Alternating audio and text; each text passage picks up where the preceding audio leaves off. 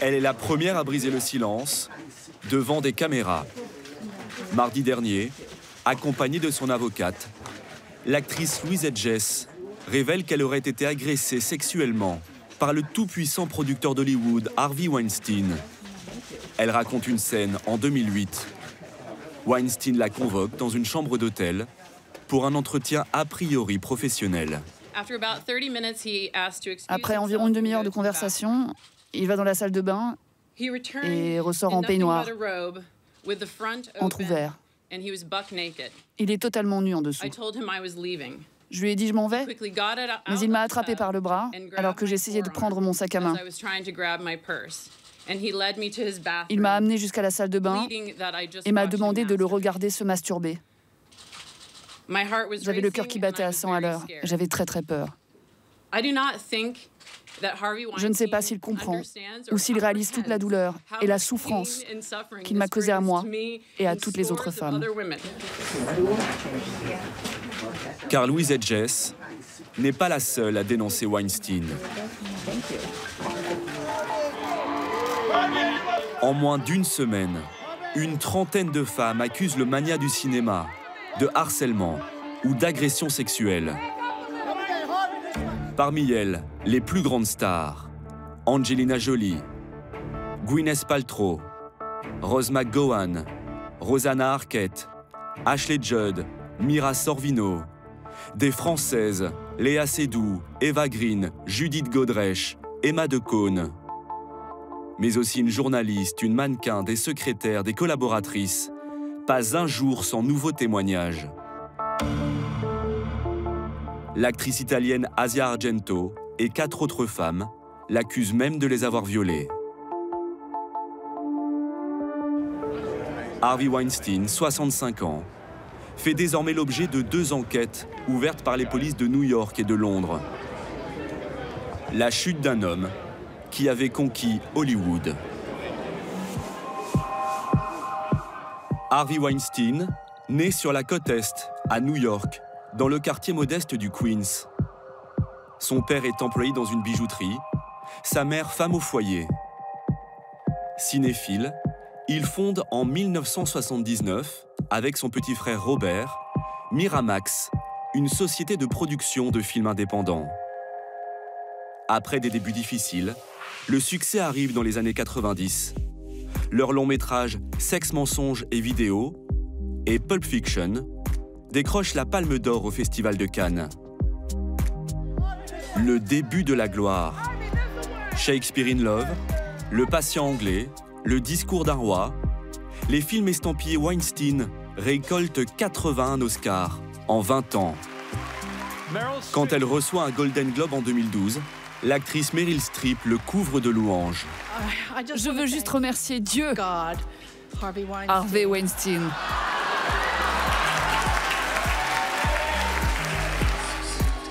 Le cinéma français aussi lui doit beaucoup. C'est grâce à lui que Marion Cotillard remporte un Oscar pour son rôle d'Édith Piaf dans La Môme. Et Jean Dujardin, sa statuette pour The Artist.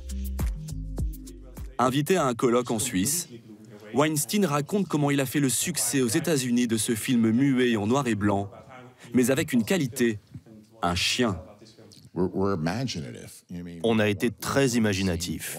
On n'a pas fait une promo ennuyeuse avec juste la photo d'un mec sur une affiche comme tout le monde. On a fait autant de pubs sur le chien que sur Jean Dujardin. Je me suis même dit que le chien était beaucoup plus beau que Jean Dujardin. Pour le producteur français Charles Gilibert, qui a collaboré avec lui pour le film Sur la route, Weinstein a révolutionné Hollywood. Il a créé le métier de relations publiques spécialisées dans les Oscars, une certaine façon de faire campagne, d'aller chercher les votants un à un, en les invitant à des dîners, en leur envoyant des cadeaux. Il a véritablement créé des réalisateurs, il a créé des acteurs, des Tarantino, des Casey Affleck, tout ça, c'est des personnes qui ont percé du fait d'Harvey Weinstein. Homme d'influence à Hollywood, mais aussi en politique. Harvey Weinstein a financé les campagnes de Barack Obama, dont il était très proche. La fille du président américain a même fait un stage dans sa société de production. L'an dernier, il s'engage auprès de Hillary Clinton en faisant don de plusieurs dizaines de milliers de dollars. Harvey Weinstein semble intouchable, jusqu'à la publication la semaine dernière de 2 enquêtes de presse. Les allégations de harcèlement et maintenant d'agression sexuelle s'accumulent contre le magnat du cinéma Harvey Weinstein.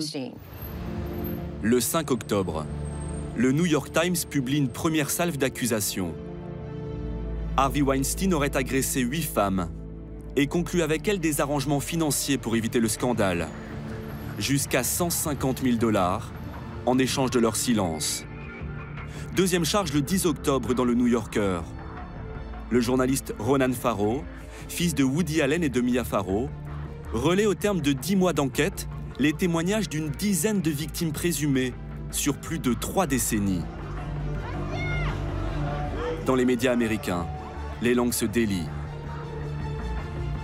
Weinstein aurait usé de son pouvoir pour obtenir des faveurs sexuelles, avec parfois la complicité de son entourage, comme en témoigne Dawn Dunning, une ancienne actrice. Il me dit qu'il a des contrats pour moi, pour jouer dans 3 films, mais qu'avant de les signer, je dois coucher avec lui et son assistante.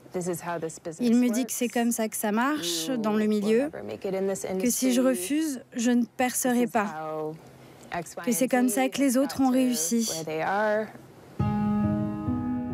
En France aussi, des actrices comme Léa Seydoux dénoncent publiquement le producteur. Nous parlions sur le canapé quand il a soudainement sauté sur moi et a essayé de m'embrasser. J'ai dû me défendre. Il est grand et gros, alors j'ai dû résister vigoureusement.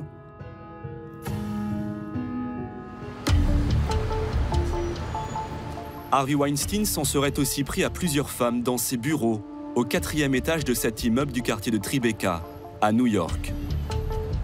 C'est là qu'en 2015, il aurait caressé sans son consentement cette mannequin italienne de 22 ans.